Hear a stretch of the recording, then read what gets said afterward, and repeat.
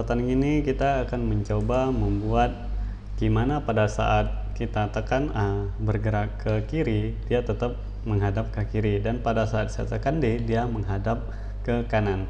Nah, berarti di sini kita butuh fungsi untuk membalikan badan. Kita buat fungsi baru. Di sini saya buat fungsi void balik badan. Nah, di sini fungsi balik badan itu kita membutuhkan variabel, mungkin variabel bertipe boolean. Kita buat di sini public bool. Ini tujuannya untuk menjadikan indikator bahwa dia sedang di mana, misalnya. Bool kita buat di sini mungkin nama variabelnya balik. Nah, kemudian kita buat satu lagi public integer pindah.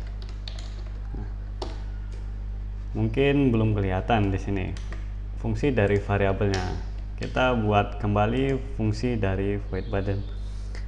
Nah, di sini kita buat jika balik sama dengan, berarti dia atau juga sama jika balik bernilai false. Kita buat seperti ini. Kemudian karena terkait transform, kita ada vector tree. Kita buat saja nama variabel dari vector tree itu adalah karakter. Kemudian transform local scale. Nah, kita men-scale berdasarkan lokal dari karakternya. Nah, kemudian di sana di karakter yang ingin kita skala adalah sumbu x. Nah, berarti x di sini kita kali dengan sama dengan -1. Nah, kenapa -1? Karena minus adalah positif dikali minus menjadi minus, sedangkan minus dikali minus menjadi positif. Nah, positif dikali minus menjadi minus. Nah, begitu terus sebaliknya. Nah, kemudian di sini kita buat transform local scale itu sama dengan karakter. Nah, sekarang kita udah punya fungsi dari balik badan. Kita belum melakukan kondisi. Nah, kita membutuhkan kondisi. Jika misalnya kita buat di sini if yang baru, jika kita buat pindah lebih daripada 0 dan balik bernilai false. Nah, di sini kita coba, berarti mainkan fungsi balik badan. Nah, kemudian else if kita membutuhkan else satu lagi. Else if kita buat, nah, jika pindah kurang dari sama 0, kurang dari 0 dan dan yang di atas n ada 2 dan di sini balik bernilai true, balik. Nah, maka juga memainkan balik badan bernilai true. Sekarang kita coba, saya save dulu, kemudian kita coba jalankan di player. Kita perhatikan ada indikator yang baru kita buat balik. Nah, pada saat awal pindah dia bernilai 0 dan balik juga dimainkan. Nah, pada saat saya tekan A, dia nggak berpengaruh. Nah, saya tekan D, ternyata dia nggak berpengaruh juga. Harusnya pada saat kita klik di sini dia pindah.